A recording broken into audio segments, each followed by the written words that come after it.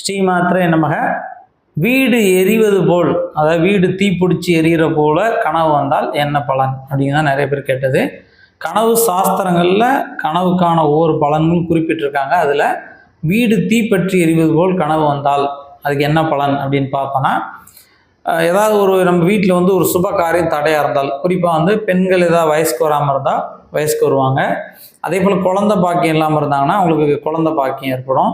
அதே போல் திருமண தடை இருந்தால் அந்த திருமண தடை விலகி திருமணம் நடக்கும்.